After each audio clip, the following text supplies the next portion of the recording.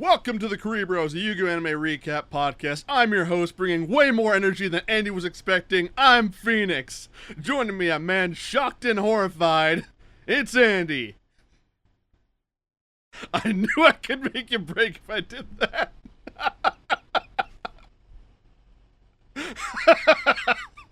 Hey, you.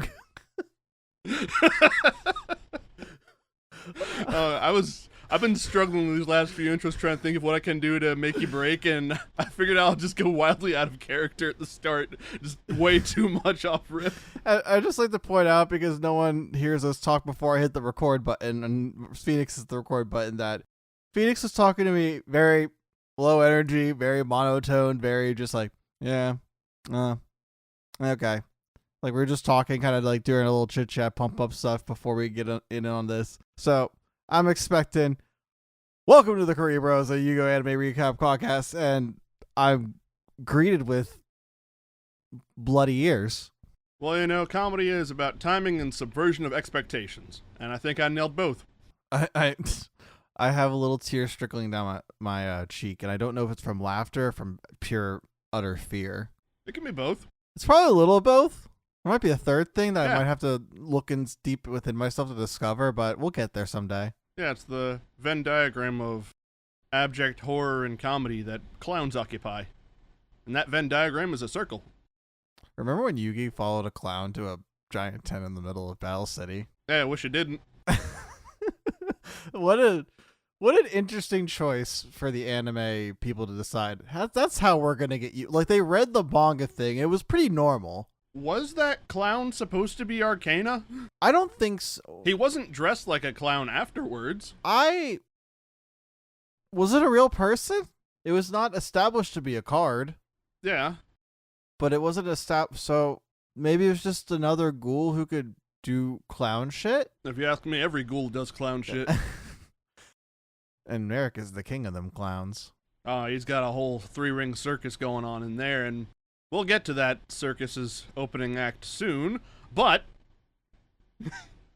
we're not here to talk about Marik. We're here to talk about not Marik. But before we talk about not Marik, last time on the Kuribros, we covered the beginning of the Battle City Finals, wherein Yami dueled Evil Bakura on a blimp. And everyone else is going to duel on a blimp, for at least for the first round. Spoilers. Yeah. Spoiler. Sorry, you're all going to know they're all going to duel in the same place. Yeah, and we beg of you, don't look up the spoilers for this 20-year-old show and find out what happens. It'll ruin the whole point of us doing this. Maybe. I mean, I'm still going to do it because the Wikipedia doesn't make jokes. They're not allowed to. are they not allowed to? Is that in the policy? I'm sure there's something about them having to, like, take it seriously, but anyone can edit anything, so who knows, a joke may exist for a hot minute. They definitely do. I've seen plenty of Wikipedia edits for the lulls that happen, and then they screenshot it, and then it would get changed back. Or someone would, like, look on the Wikipedia like, oh my god, somebody already changed it. Speaking of people being changed back, Bakura changed back into Good Boy Bakura after Evil Bakura lost that duel. Yeah. And then Yugi turned back into Little Yugi. Yeah. Everyone's normal. Everyone is normal now. And now we are going to move on to the second duel, which is also another 4-part episode. But this one, you know, I always complain about, like, they don't need an extra part. This one, I think, I mean, it probably could have gotten done in 3 parts if they kind of cut some of the dialogue, but I think 4 was fair. I think this also could have been a 3-parter. I will say, much like the last duel, I think this one's pretty solid on all counts.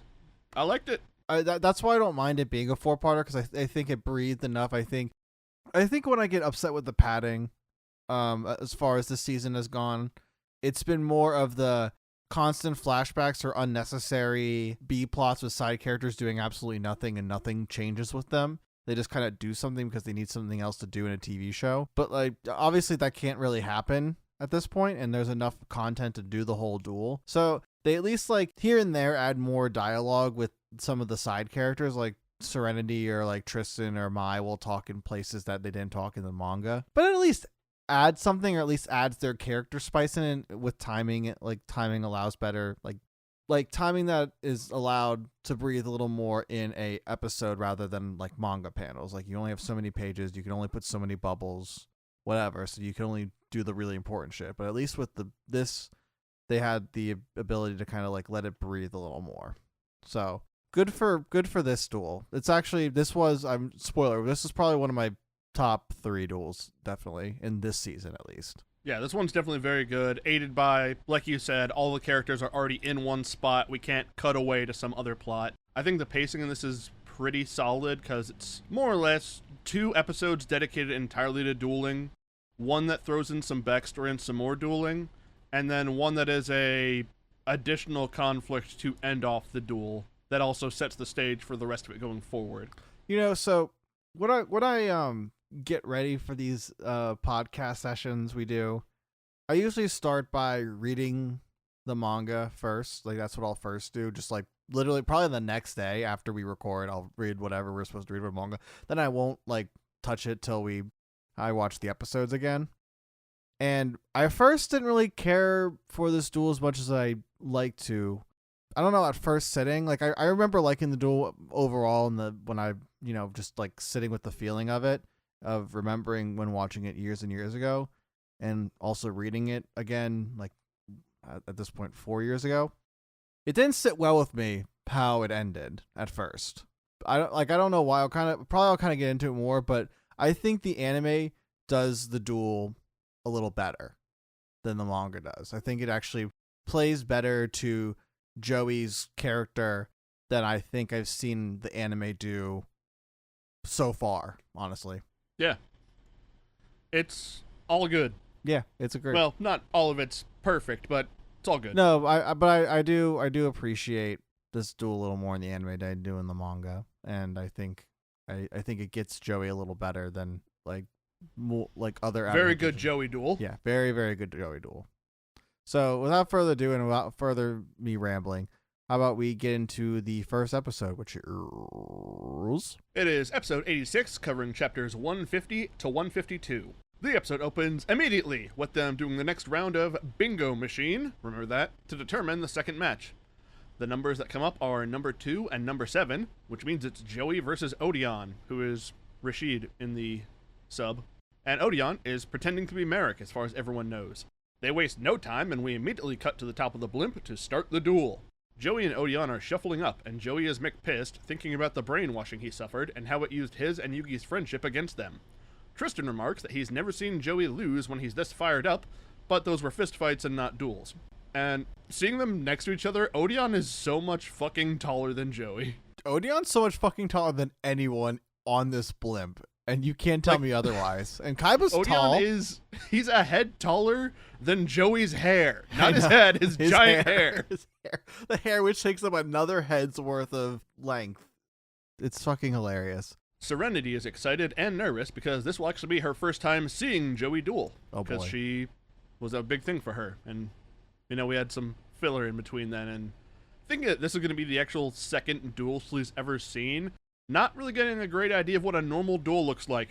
Oh yeah, if we're counting the Mai duel, right? Or do you mean not even counting the Mai duel and just counting the Yuki duel? Actually counting the Mai duel, because for the sake of weirdness, Serenity has not gotten a great idea of what dueling is supposed to look like. No, she is not. No, come to think of it. There's the anchor death trap. There was the actor where he actually had a person as the monster who stole a woman. There was the eyes. Well, she technically missed, I think, more the death trap one till the end when they're already going down, because that's when she took the bandages off. And if we're even going manga, she didn't come till later. So I don't think she saw that duel. If we are keeping it to the anime, still seeing the anchor bit, that kind of might skew your idea of what's been happening to all the people Joey beats.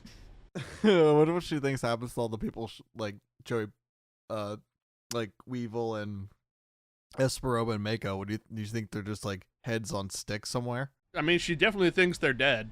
At least Weevil should be. Just kidding. Yeah, that guy's a freak. He's gonna die later. Oh no, I don't think so. Do not cry for him. Do not cry. Thank you for getting that reference. I love Sir Raven. If anyone else gets that reference, you're as old as us probably. Oof. So, Joey makes the prediction that he will win on turn 11. Doesn't. Odion brandishes the fake Millennium Rod, he has, but visibly stows it on his belt, which Yugi on the sidelines interprets as him intending to duel fairly. We see the real Marik is with the Friendship Squad observing the duel, and he has the real Millennium Rod held behind his back. Can we talk about that? It's like it's right longer there. than his forearm. It's right like there. If anyone turns like 90 degrees, they see it. It's not that hard. It's pretty hard to hide, and he's like, he's clearly holding it behind his back. But where's it been? In hammer space? Like, what the fuck? Because he's acting all like, what's going on here? What's Bakura doing? What's happening right now? But like, he's maybe it can. If we're gonna go Millennium Magic on it, maybe it can kind of do like the ring does, where it disappears into the wielder. That would be a good theory if it was ever established that like other Millennium items could do that. But for the sake of Millennium mystical bullshit, I'll go with that. I'll buy that one, actually. Marik's got the Millennium Rod behind his back. He has an internal dialogue about wanting to solve the mystery of why the priest from the stone tablet resembles Kaiba so much. The priest having the blue eyes and obelisk like Kaiba does. Kaiba, watching the duel from the other side, is hoping that Joey can force Odion to play the Winged Dragon of Ra so we can confirm it is here at the finals. The duel begins and Joey goes first, but before he can play a card, the strong winds blow his cards out of his hands, and we get what I'm guessing was supposed to be a tension-diffusing moment of him scrambling around to grab them all. Yes. That's actually, it feels very, yeah, it's just supposed to be Joey being a little goofy. Yeah, Joe is your goofer side friend. Yeah, he's the doofy one, right? Yeah, he'd never be involved in some serious, high-stakes, dark shit. He will be. But before he does that, he summons Gearfried, the Iron Knight, in attack mode and passes. On Odion's turn, he plays the field spell, Temple of the Kings, which limits the number of cards that Joey can set each turn, and prevents the removal of traps placed by Odion, which is not what the actual card does, or what it really does in this duel, because he says it limits how many Joey can set, and later on in the duel, Joey will set at least 2 at the same time, but they never make, like, what is the limit. They just say, actually, it's more close to that in the anime for the dub, but like in the manga, it's Odion is allowed to play 2 traps per turn. That's all it does. But that's not the rules in the anime, or I think in the card game at that point. No. But in the manga, I'm pretty sure you can only activate 1 trap per like round. It's like a weird rule that they have established there. I guess if that is the rule, that does kind of make sense why some of the cards are changed to being spell cards instead of them being traps like they actually are. So I know there's one point where Odion, and we'll get, obviously you're gonna, I think you get to it or I get to it, one of the two. One of like Odion's gonna play Magic Jammer in the manga, he plays Dispel instead, but he'll play Magic Jammer in the anime, which makes more sense with his trap deck rather than, you know, random spell card that he plays on his turn, which doesn't make sense. Well, regardless, Odion's turn, he played the field spell, did the thing, set the cards, and Joey makes a plan thinking about how to get around this because he's a little worried about trap cards. So seeing he has Giant Trunade in hand, which can return all spells and traps to their owner's hand, he intends to build up a board of monsters, play Giant Trunade, and then just attack for game. So he summons Little Wingguard and passes. Odion's turn, he sets 2 more traps and passes. And Joey thinks this is all working out for him great, so he summons Hayabusa Knight and activates Giant Trunade, but none of Odion's cards are affected by it. Odion reveals he's been expecting something like this, and he activates Judgment of Anubis, which in actuality he would have activated in response, which would then be shown, but that's not as a dramatic reveal, which is why they don't do that. Judgment of Anubis then destroys all of Joey's monsters and deals half of their total attack power as damage to Joey, reducing his life points to 1900, which is almost what the real card does. What does the real card do? The real card is when your opponent activates a spell card that would destroy a spell or traps on the field, discard a card, negate that, and if you do, you can destroy it. Then you can destroy 1 face-up monster your opponent controls, and then you deal damage equal to that monster's attack to your opponent. Oh, so it's just a little bit more devastating in the show. Yeah, because in the show they would have been bounced, not destroyed, and it destroys all monsters instead of 1, and it's full damage in the actual card instead of half. Total. Well, yeah, that would kill him, probably. Yeah. His total monster attack was 4,200. That would have just killed him. But the actual card just targeting 1 still wouldn't have been enough, but life points don't really matter for how this duel ends, and we'll get to that soon. Odion says in the manga when he makes this counter that he knew Joey was planning to use Giant Shrunade because Joey never placed any magic or trap cards to his side of the field to counter his cards that he already had set. So he knew he was going to play a card to kind of like remove the things, kind of showing off Odion's not necessarily the dullest tool in the shed when it comes to dueling. Yeah, he ain't no chump. And if we'll remember from before when we'd seen Odion bring all the locator cards to Marik from the boat, Marik had said that he expected Odion probably did just straight up duel people and win the cards fairly, not using any ghoul tricks to get the cards. So we know that Odion is a fully capable duelist. Or everyone else, he duel just sucked, which is also probably true. Yeah, it's highly true. We didn't even get character designs for him, so what do they matter? That's right. The spectators talk about Joey possibly being demoralized, but Joey makes up some line about setting off the trap intentionally and him now dueling seriously.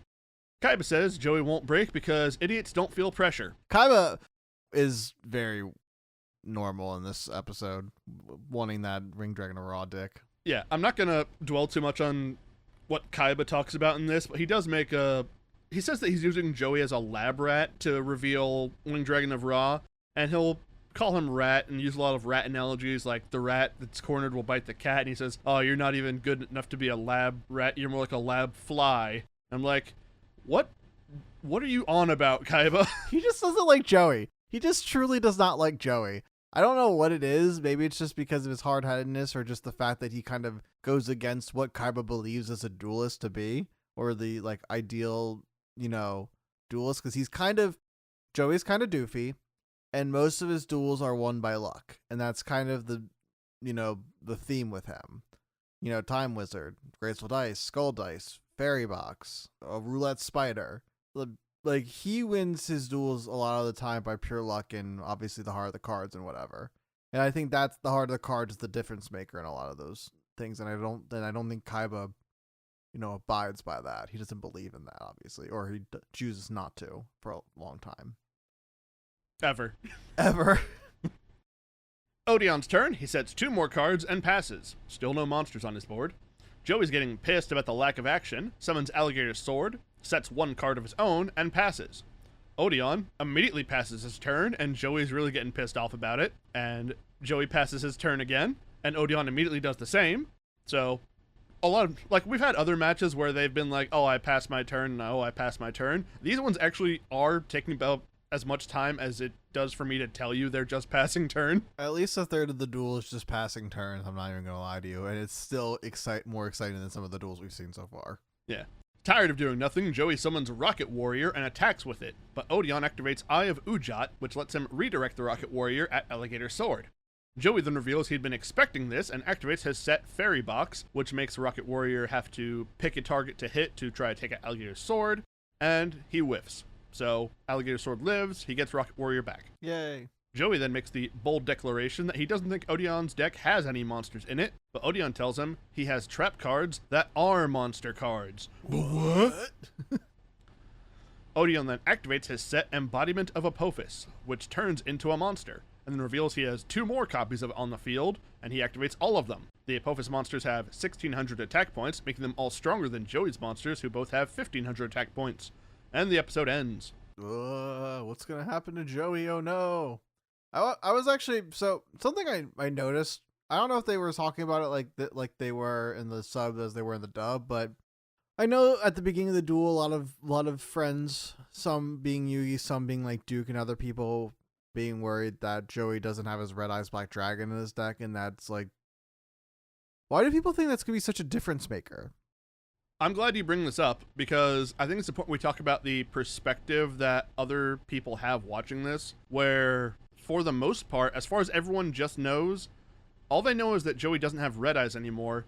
I don't think anyone, at the very least, not all of them have seen the wins Joey's gotten, so they don't know about the Jinzo and Insect Queen that he has gotten through dueling. They don't know he has those. But yeah, but even so, I just, it's so interesting that they harp on Red Eyes when he's, or he's done the entire tournament without that card and succeeded and gotten enough duel wins to get into the finals. And you have to assume he got rare cards from it. And 2, Red Eyes Black Dragon, even as this part of the meta, is not necessarily that good. It is a normal 2400 attack monster that needs 2 sacrifices. Jinzo alone beats that. Yep. I get that they don't know, that most people don't know he has Jinzo, but get the man a Summon Skull at least. If he had Summoned Skull, it makes sense with the Red Eyes Black Skull Dragon. Exactly, and maybe getting Metal Morph or whatever, but it was just kind of something I wanted to weirdly harp on. I just don't, I don't get the whole having Red Eyes at this point. Joey has plenty more powerful cards. Even one that I don't think we see in... No, we didn't get to see in this duel, but I think we get to see in his next duel. Something that you might enjoy, talking about getting Joey a Summoned Skull. They did, in the actual card game, make a Red Eyes Archfiend of Lightning, which is basically a Summoned Skull for the Red Eyes archetype. Yeah, I noticed when we were getting ready to do our one duel that's on streaming, that's on Phoenix's YouTube if you want to check it out, that they did do a whole... They did kind of remeta or revamp the... Retrain the whole Summoned Skull and actually make him make him a part of the Archfiend meta or whatever have you. Even to the point where I think they errated his description to say it counts with Archfiend monsters, like his old normal monster, the original card. Yeah, I thought that was kind of interesting. It's interesting to see how they've tried to just kind of retrain a bunch of the old anime cards and actually make them at least somewhat playable in today's game. I know not too long ago they actually made a whole Flame Swordsman thing. I think you did tell me that. I just discovered the Gaia one right before we got on here. Gaia's gotten a couple of retrains and none of them have really stuck. Well, things don't work out. What can you do but keep throwing spaghetti at the wall? One day you'll get ramen. I think that's just removing the pasta from the spaghetti. And putting in a different broth and other things. And also, it's different noodles, I think. I guess it depends. I want ramen. You want to go get ramen after this? That is a hell of a drive for dinner. Also, it's pretty late for dinner. It's a midnight snack at this point. They will be closed by the time I get there. They're probably closed in the next several minutes. I actually wouldn't be surprised if they're closed now. A lot of places are closing early these days. And just closed on Sundays in general, which I'm not looking. I kind of get, but when a pizza shop is closed on Sundays, I'm like, what are you doing, man? It's game day. I need wings. I need hoagies. I need cheesesteaks. Not pizza though. Not a pizza shop. No. No. I'm just kidding. That's the only place I probably would get pizza. Is at a pizza shop. I don't get it at Domino's or Little Caesars or none of them. No shame if you do. I actually can't remember the last time I ordered a pizza. Actually? Yeah, actually, I called him hey, give me a pie with everything on it. Give me a pie with nothing. Give me the nun pizza with left beef. What do you when do you don't ever get pizza, or do you just pick it up, or what's going on here? I need to know. Anytime I get something from a place that makes pizza, it's always something that's not pizza. Huh. Hey, give me a sub with everything on it, or give me a stromboli or a calzone. I'm never pizza. Dang. So when was the last time you had pizza? Been a while. Stumped Phoenix. Oh, I think we digressed on that one a little long enough. Well, speaking of stumped, the spectators comment on how dire Joey's situation is, and how he needs another tricky play if he's going to survive. Joey sets a card, puts Alligator Sword in defense mode, and passes. Odion attacks with his 3 Apophis.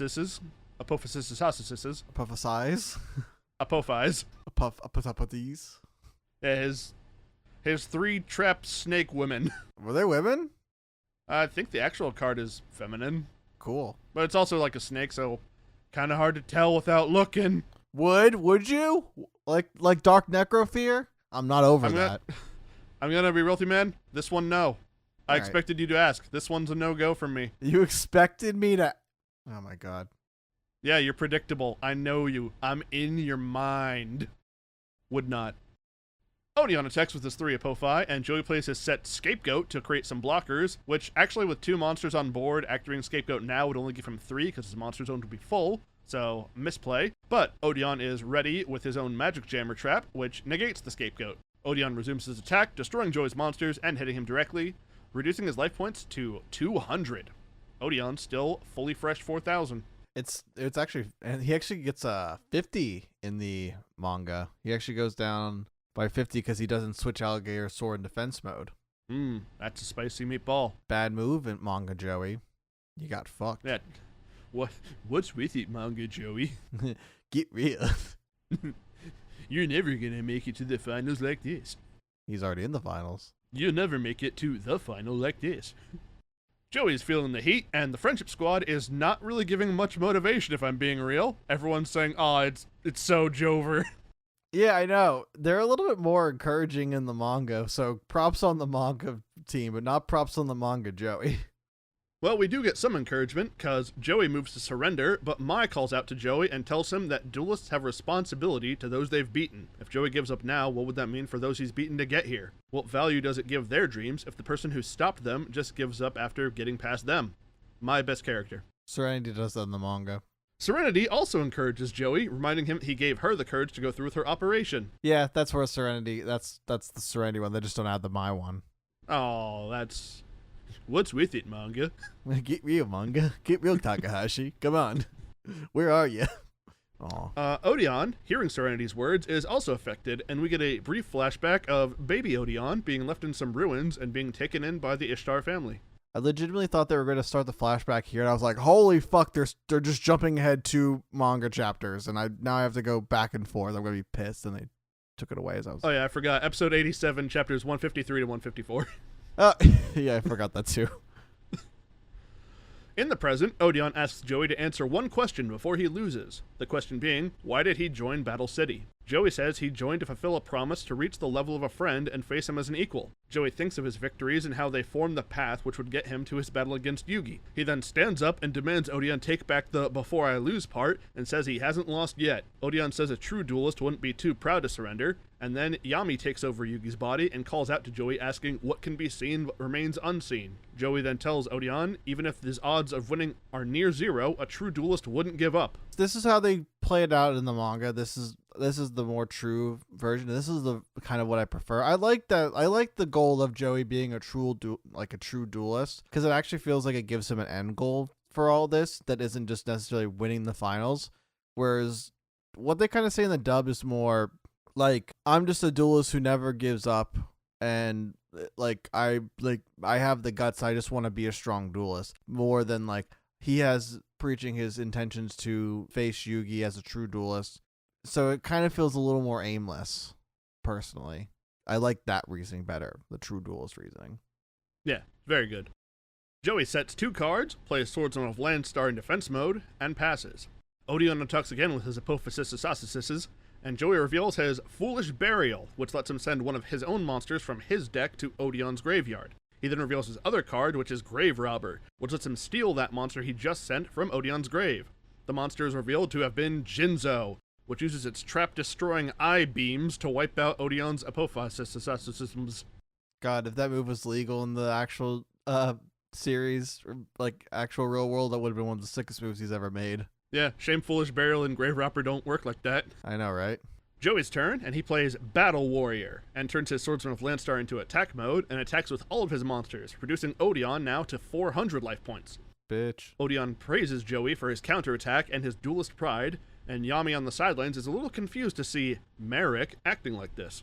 Quote unquote. Odion's turn, and Marik, the real one, uses his Millennium Telepathy to talk to him, and tells Odion that being pressured by Joey is making Marik look bad.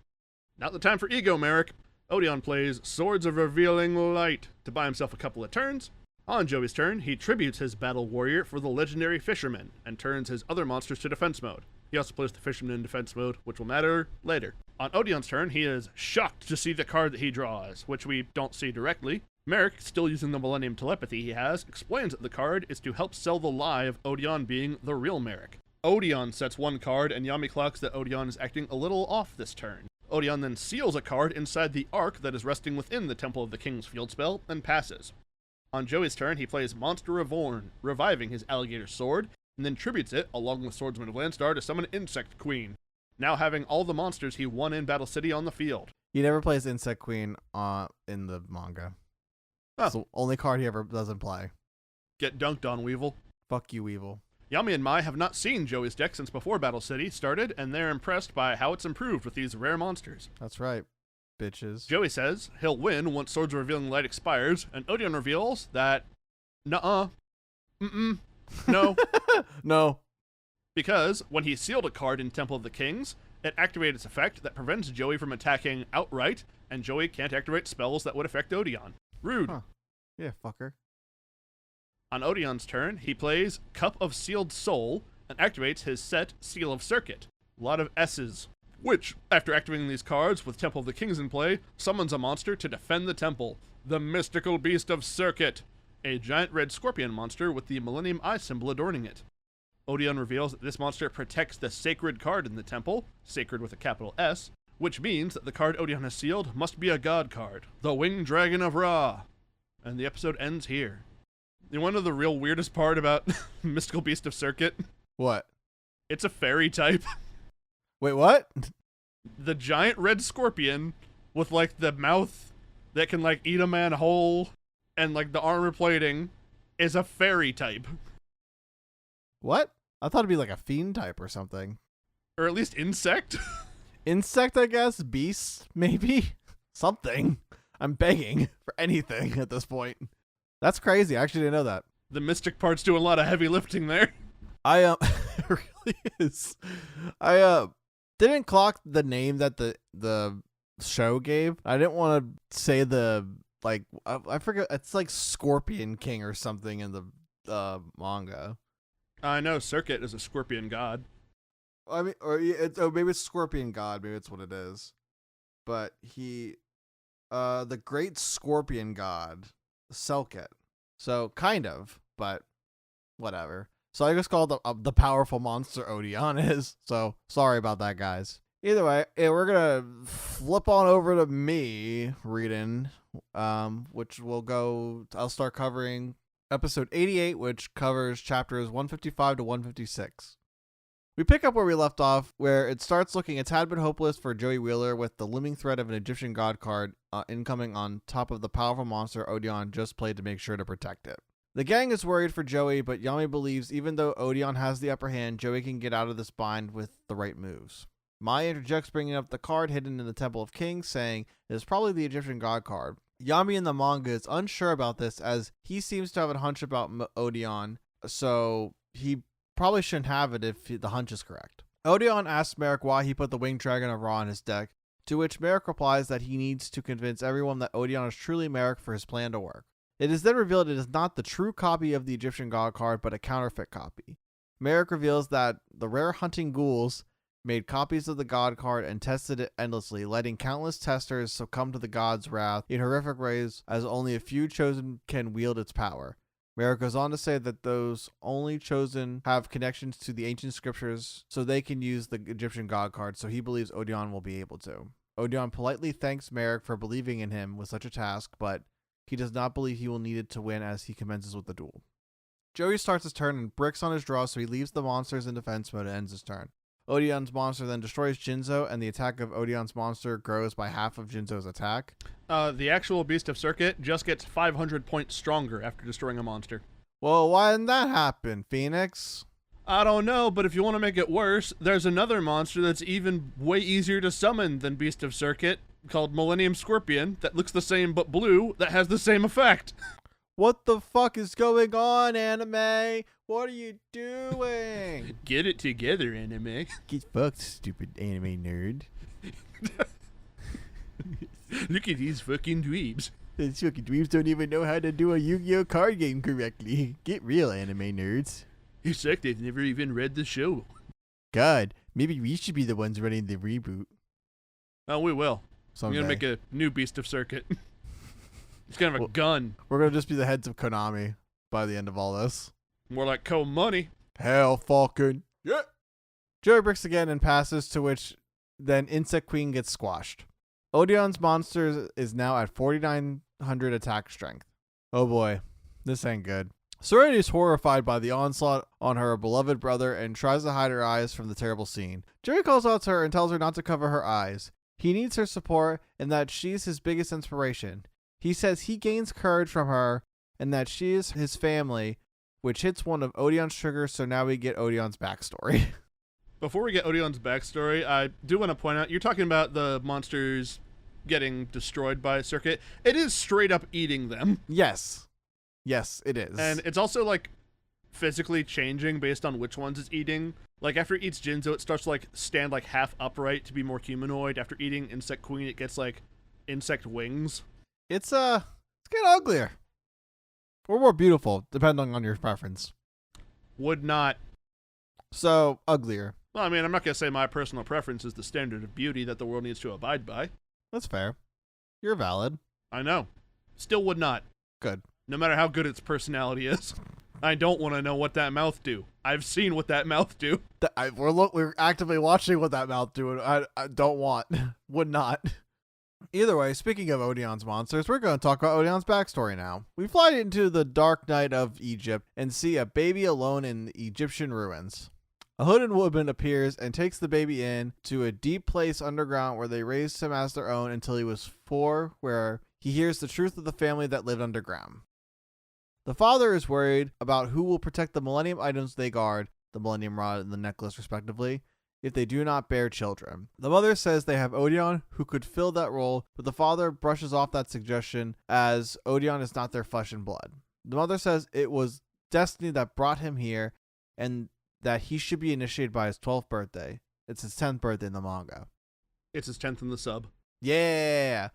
See, I'm starting to notice if you really want to get like if you want to watch the anime instead of the manga, watch the sub. I'm sorry. Sorry, 4Kids. Sorry, voice actors, but you'll get more of the idea of what the story was supposed to be in the sub. Later, the couple give birth to their first child, who is a girl, who they name as Shizu. The father is not happy as he wants a boy, so he's unimpressed. He literally just kind of walks away. He's like, fuck, it's a girl. God damn it. And one's like, fuck shit. Later, Odion is told about the right of the tomb's guardians and that he will be initiated on his 12th birthday. Odion asks if this will make him like the mother and the father, to which she replies, yes, he will truly be their son, which, gives him just a warm, fuzzy feeling inside, the one he's been yearning for since he was a baby, left in that ancient ruin. Some more time passes and the couple give birth to a baby boy who they name Marik. The father is overcome with joy as he takes the baby and leaves his wife, who dies from the childbirth. Odion is like, are you okay? She's like, yeah, just tired. Bleh. Marik's fate was sealed as the chosen one and Odion to be his protector. We cut to a time where Odion and an adolescent Marik are playing when suddenly Marik is bit by a venomous snake, which causes him to fall ill. The father is none too pleased with Odion for letting this happen and makes sure to let him know of it if you catch my drift. Marik overhears the conflict, and when the father leaves, overhear is kind of a heavy word because he literally does it right in front of the sickly Marik. Marik apologizes to Odion either way and says Odion will always be his big brother, which, gives Odion those warm, fuzzy feelings again. Odion pledges to make sure Marik is never hurt again. In the sub, we do see that after the snake bites Marik, Odion just straight up whips a knife into it. Oh, yeah, we don't see that. No, not anywhere close to that. Bummer. Pretty metal. Yeah, I bet it was. Too bad 4Kids is a wet blanket. Well, they're dead now. And that's why, because they had too many wet blankets. It got moldy. They all died. Ew. We cut to Marik learning about the ancient scriptures as Odion is his caretaker. We see Marik is frustrated with the fact that he will be receiving the initiation soon and he will now have to wait in the tombs for the pharaoh to return and doesn't want to be trapped in the underground tombs. He doesn't want to give up his life to wait for a pharaoh, so Odion offers to take his place in the ritual. He proposes the idea to the father, who doesn't want to hear it, though, as it needs to be a true heir. Odion pleads with this, as he wants to devote his life and be a part of the family, so Marik can be free, but is denied by the crazy dad. And this dad is crazy. Crazy dad whips a candle into Odion's back. After that? Yeah, he just straight up beans him with it after he asks for it. He's like, no, I'll never let someone who's not a real Ishtar take the right. Nah. Was it on fire? It was lit. Yeah, that's yeah. No, that definitely didn't happen. They didn't show that child abuse. I wonder if it was worse in the sub, where they showed more when Marik's dad was gripping him up after Marik fell ill to the snake. Was he or was he just kind of pushing him to the wall and gripping him up and being like, how could you fucking let this happen, you dumbass? He threw him against the wall, but he wasn't holding him against it. Yeah, he threw him against the wall and he was probably not like you said. It was probably more of that, but I didn't know if he was slapping him, backhanding him, doing child abuse. Also, I did Google it just to be sure, because they said Odion would have taken the right if he turns 10 before Marik was born. Odion is in fact 9 years older than Marik. So close. Just so far. Yep. Now he's never going to get those adoption papers through. Nope. Especially because I'm pretty sure they're all dead. It also seems weird to me how, at least from the dialogue, they're like, oh, well, like, formally adopt him when he turns 10. Like, are you gonna, like, leave the tomb and, like, go into, like, the city and, like, go to City Hall and, like, hey, we want to formally adopt this child I found 10 years ago? I think the whole adoption thing in their eyes is that initiation. So that's probably what they were thinking. Like, now they didn't do that. He's not necessarily a part of the family. He's just kind of a servant. That's rude. Well, that dad really isn't nice. And it doesn't make Marik so nice either, so. Yeah, I sure hope something bad happens to him. Hoo boy. We see Marik being taken to become initiated, begging for Odion's help as tears stream down his face as Odion looks away in shame. We cut to Marik recovering from the ritual as we see his back bandaged up. In the manga, we see the initiation as someone heats a knife with a flame and carves the scriptures onto Marik's back that we have seen before. Like, we've seen the scriptures on his back before, but now we get to see how they came upon his back. I don't know if they showed it in the sub. We see the heating of the knife, and we see Marik's dad has a face that says he is way too into this. Gross. Yeah. No, we don't see that. We just kind of cut to Marik's pack. I mean, we could insinuate that. That's not really the worst thing. This may sound extreme, but I think that man should be beaten to death with hammers. Who, Marik's dad? Yeah. Well, he does seem to play the old conservative, old ways kind of toxic trope, which is, yeah, hammers. Definitely hammers. Hammer-worthy. I'm sure we don't get an answer to this. Who the hell are all the other people down here? I guess servants? How many kids are they finding in the desert? Well, I don't necessarily think it's of that. I think it's just, like, people who have dedicated... Like, there's, like, Shoddy. How did Shoddy become a part of it? Like, and he had people with him. Well, he died. Shoddy died? Spoiler alert. Isn't that spoiler, like, way down the line? Yeah, but if we don't get the answer till way down the line, I'm not going to wait. Also, the man teleported to a blimp. And around the blimp. And into Pegasus's island. And into people's brains. He had a lot of servants, too. So if you're out there and you're struggling to have a child of your own, go to the desert. You'll find one. You'll find something. It may not be it may not be a healthy family dynamic, but you might find something. This is my son, this scorpion I found. He does not sting me. He has me. his mother's kite in his hide. Stupid. Odion enters Marik's room, and Marik tries to lash out at him, but he is in too much pain. We start seeing there is a special kind of evil that starts taking Marik as a result of this ritual, probably stemming from the hate of this life itself, and also, I think, something to do with the ancient scripture and other things. But we get to, his face becomes like, oh, we're going to see this a lot from now on, but his face, like, kind of, like, warps weird, and, like, something, and, like, you see that, like, extension. Yeah, we see, like a projection of his face getting, like, pulled away and, like, extended, and it's a little weird. And it doesn't stop. It's not going to stop, guys. Just so you know, if you are actually following along properly with, like, watching the show and then going, "Ooh, I want to listen to what the Kuribros said about this," before I move on, it doesn't stop. I'm sorry, because it's weird, and I think they even acknowledge it in, like, different parodies. I'm pretty sure they acknowledge it anytime it happens in Abridged. Yep. And stuff like that. So, don't they call him Melvin? Is that his name? Yes, that sounds familiar. It's been a long time since I've watched the Abridged series, but I'm pretty sure he's Melvin. It's fucking funny. Either way, so yeah, that's happening. Marik turns to Odion, who reveals that he did his own ritual to his face, which shows how he got the markings on his one side of his face. We snap back to reality, hope there's still gravity since they're on a blimp. Marik demands Odion that he finish him off while the gang pulls for Joey in the hopes that he will secure the W. Joey takes his turn and draws another useless card, having to pass once more. Odion tells Joey he should just admit defeat and stop prolonging the inevitable. Joey responds that he will fight till the end and won't quit in front of Serenity, who is seeing him duel for the very first time. Mai tells Yami that Joey can have all the heart of the duelist and the perseverance he wants, but sometimes you just can't win. It looks like one of those times. But Yami tells Mai to look into Joey's eyes, who have not lost the determination of winning this entire match against all the realistic odds against him. Joey believes in his victory and vows to help Yugi defeat this guy. They have a different take on the look in Joey's eyes, where it is Joey has accepted that he could win or lose this duel, but his duelist pride is showing through that he will accept the duel for what it is. Now, it's that's interesting because I feel like that would kind of at least like make more realistic sense than what they do say, because they do kind of say it's the other what I said in the manga too, where it's like these eyes haven't lost determination. He still believes he can win this and still wants to fight till the end at least. So maybe that's kind of like the kind of the half and half interpretation, or maybe that's just how I interpreted versus how you interpreted. I don't know.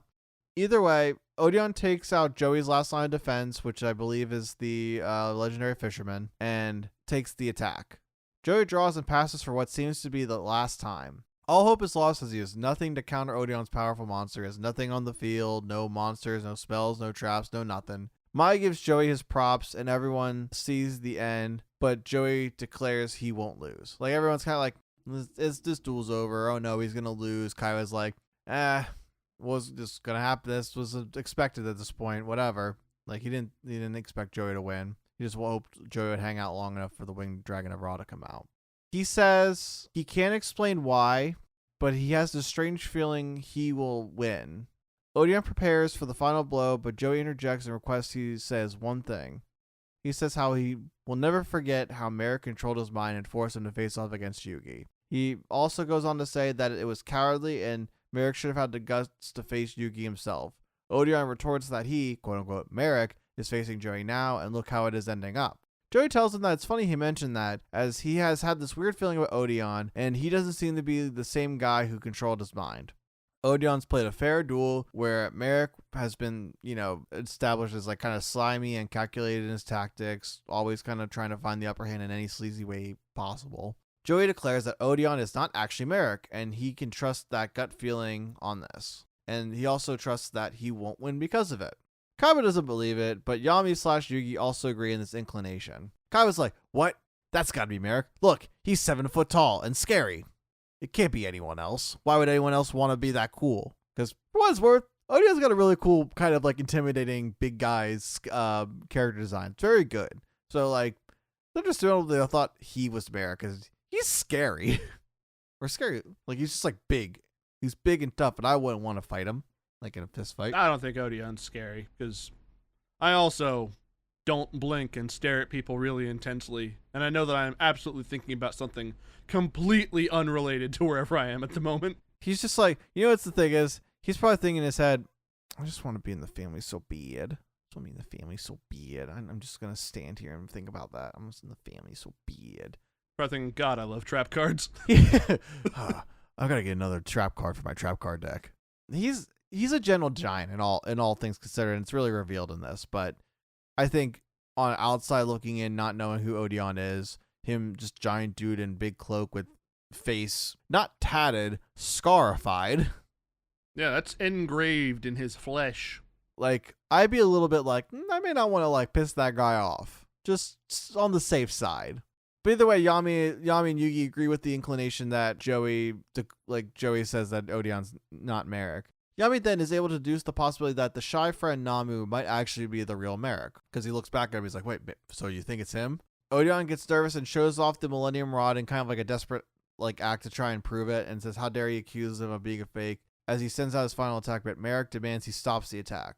Marik urgently demands to Odion to have him play the Winged Dragon of Ra so he can keep his secret identity. He's like, play it now. No, he has to lose with Winged Dragon of Ra. You have to play Winged Dragon of Ra right now. Odion tries to object, but Marik is insistent on his demands as he needs to continue his master plan as the episode ends. Marik does say that the reason he needs Odion to continue the ruse for so long is so that he can get closer to Kaiba to use his real Millennium Rod to make Kaiba tell him information that we know Kaiba doesn't have about Kaiba's connection to the priest.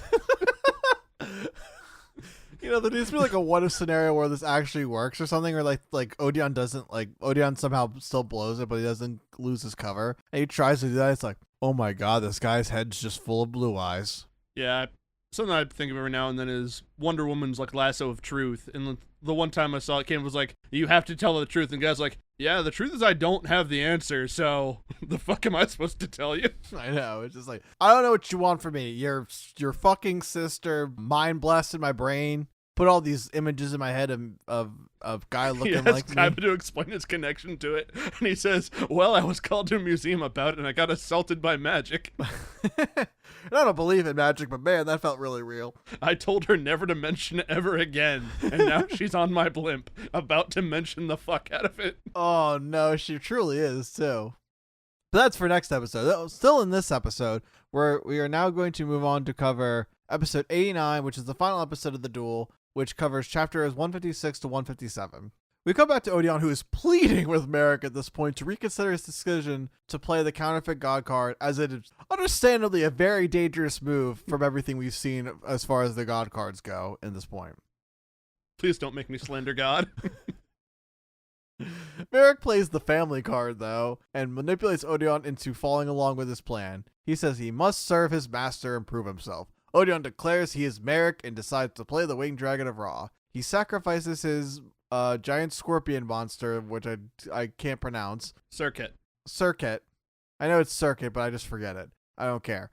And have his life points to summon the great Egyptian god card, Winged Dragon of Ra. Odion reveals the attack points of his last monster are transferred to Ra, and he is now unstoppable with this card.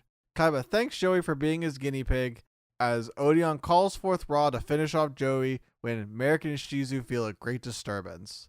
Marik's deck is emitting an aura of anger from the real Winged Dragon of Ra, who is upset that Odion is playing a counterfeit.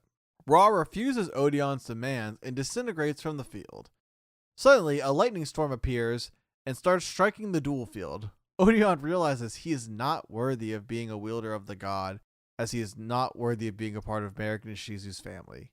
He then asks Marik for forgiveness for failing him again as he is struck by lightning and the fake Millennium Rod is blown to pieces. We actually even go as far as seeing, as he falls, you see, I guess, the spirit of Marik's dad being like, you weren't going to be worthy at all, like a failure kind of thing. And then you see a kid Marik being like Odion, no, as they go into the darkness.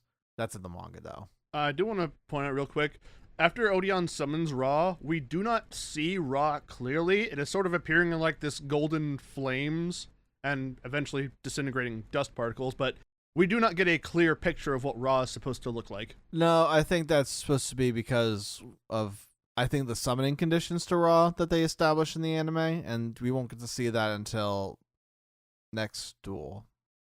What happens next duel? What happens, Andy? You'll talk about it when you get there. Yeah, I know you will. Oh, yeah.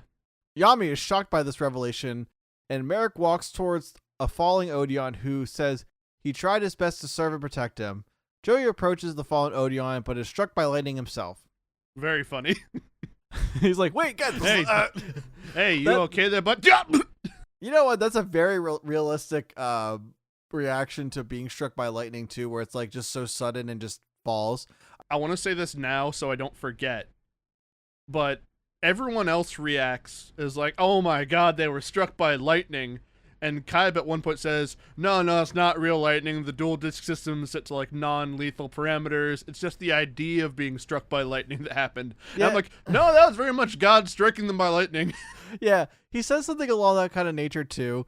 But it's something along the lines of, like, how could this happen? Like, this wouldn't happen, like, because of the dual fields. Like it is a holographic system. It shouldn't be on them. And then he thought, like, it was short-circuiting because of being a god card. He was like, but I've like, built it so it can handle god cards. Like, I don't understand. I will say, like, going back to the realistic thing, I saw a video, actually, just a couple days ago, of 3 people getting struck by lightning. At the same time? Yes, actually. They were all like a little circle and the lightning just struck, like hit right where they were, and they all just like, you ever see like Tom and Jerry where they like you're just on the ground. Well, you like run into the they run into the broom and they like kind of like fall over, like there's like drop. Yeah, like that. That's what they looked like. And I remember a video I saw one time of like a van getting hit by lightning, and it's just like slowly taking a turn, gets hit by lightning, and like immediately stops moving. Like you see the van like bounce from the force of the lightning bolt, and it was like, oh yeah, there's force behind that. Lightning's scary. Electricity scares me. I bet I could take it. I'm different.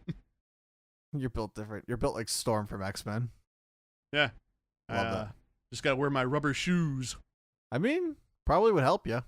Or those latex laundry gloves that Ash wore to hold Pikachu. Or whatever those were. It might not have been latex. I don't know what gloves you wear to do laundry. I just do laundry. I think it was just rubber gloves. But also, I think it was different because I think with that, it's Ash is using a river usually to wash his clothes rather than like a washing machine. And then eventually we get Brock, and then Brock does the laundry. Yeah, we need someone to do it. Who's going to do it? Misty? Nah, she's busy. She's got to train Staryu and Starmie. And Psyduck. You train Psyduck, right? She ain't trained Psyduck.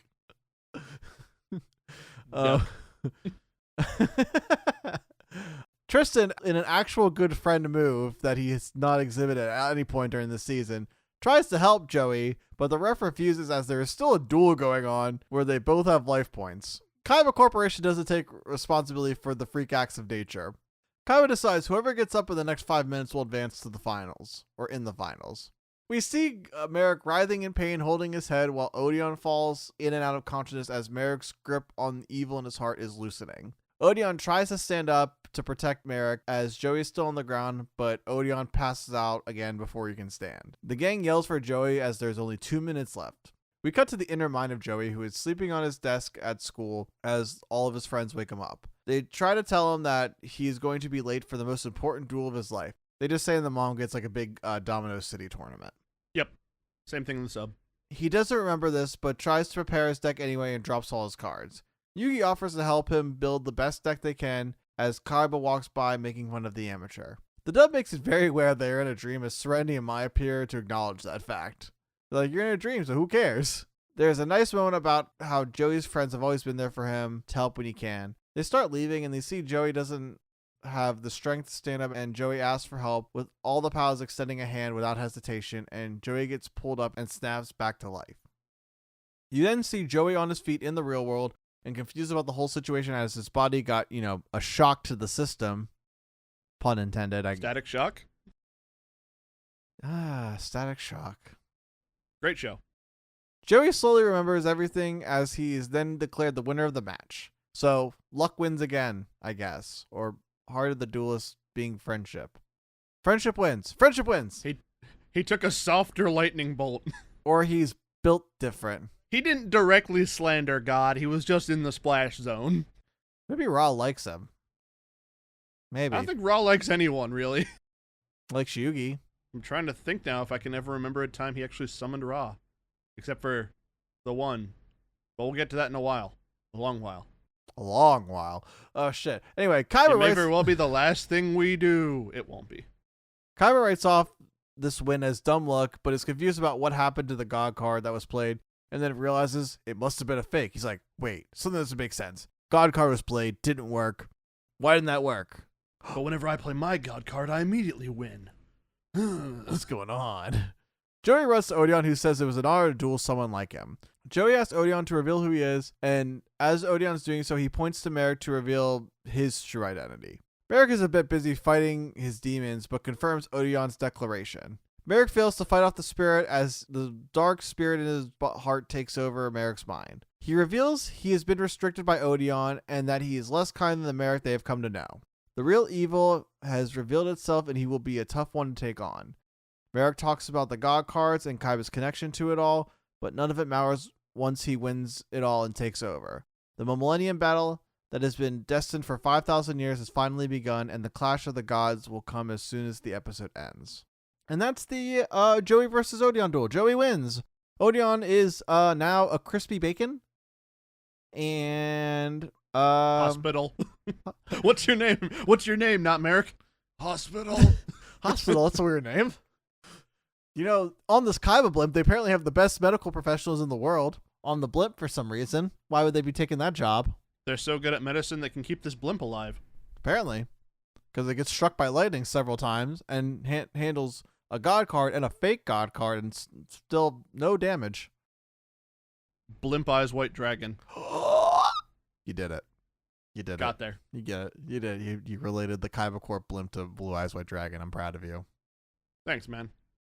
So that's the duel. What'd you think? I liked it. You liked it? I liked it. I got good Joey characterization.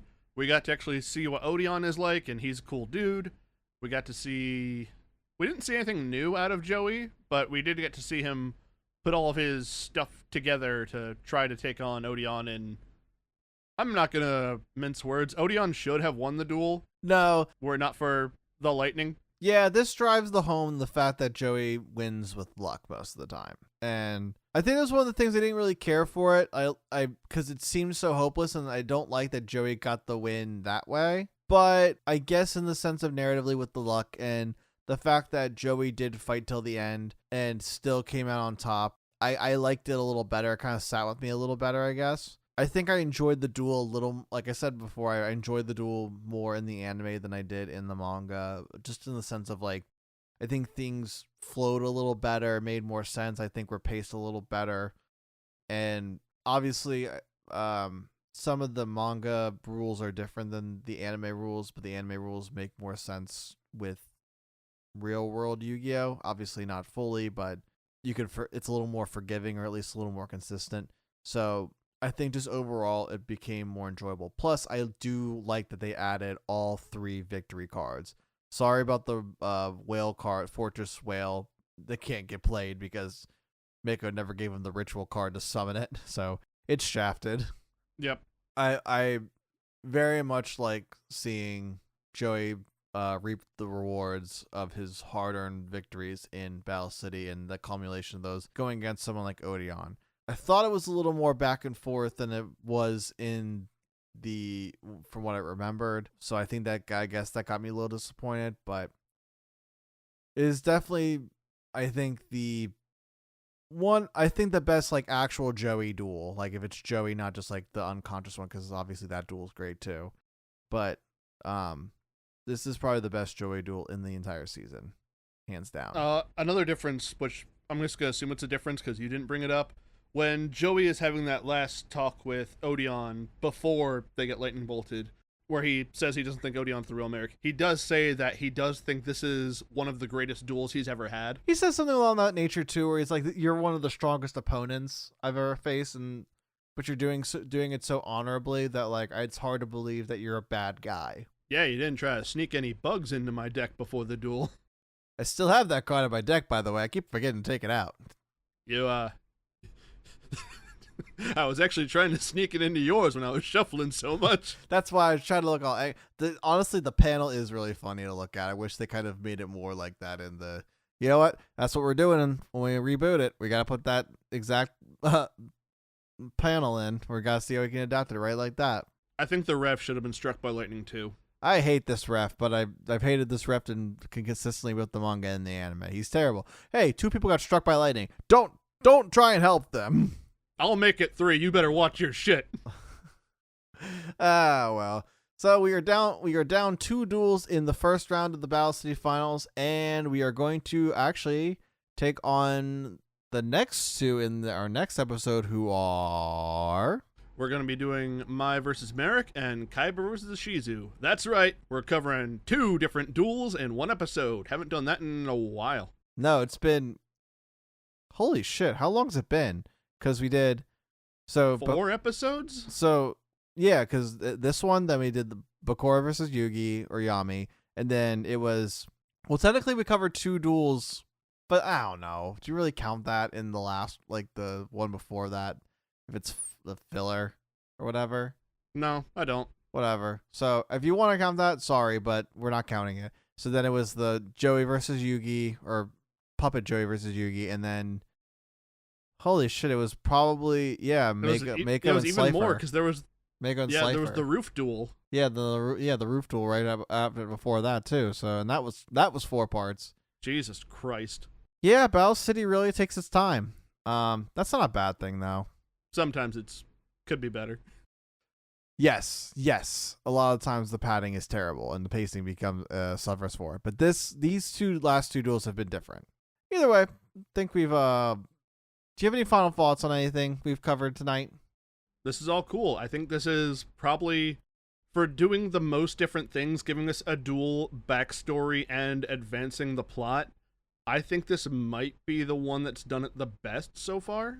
Yes. Between this and the Bakura duel with Yugi, these have been the top tier stuff. so far. Yeah, this they've worked out how to hit the beats with this one.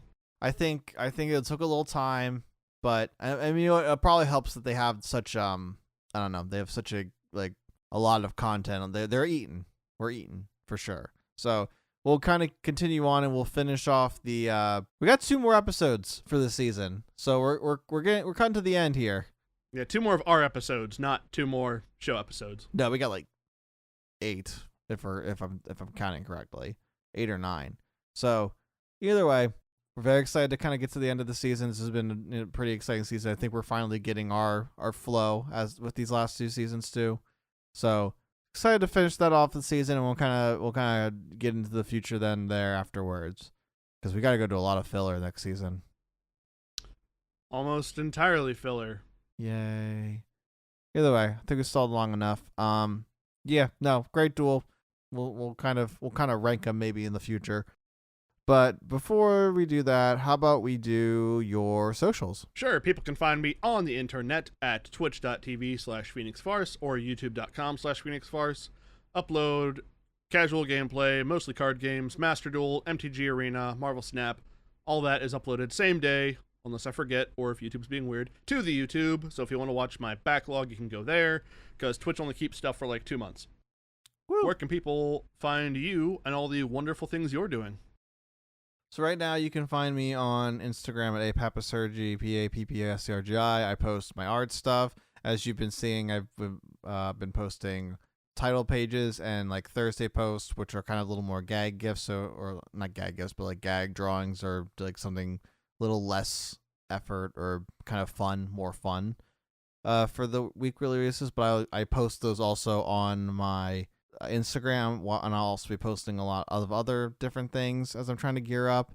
Hopefully by this point we'll have more of my music projects up as these episodes come out. And you can also find all our socials. You can find Kuribros on Instagram at Kuribros. We do our different posts there. You can see my art. You can see whatever else. You can see we are starting to post reels, hopefully more at this point. You can find us on Twitter at the Kuribros. And you can find us on YouTube at the Kuribros, where we post not only our full episodes, but our like our little shorts and our little reels and all that stuff, and maybe a little bit more as the future goes on. We'll see. All right, that's really it. So, logging off, I'm Andy. I'm Phoenix. Giddy up, and goodbye. So my wins their duel, right? Yeah. My wins, right? Yeah. Yeah, Phoenix. My wins. Oh, Spoilers. thank God. I was worried something bad might happen to her. Well, bye. Well.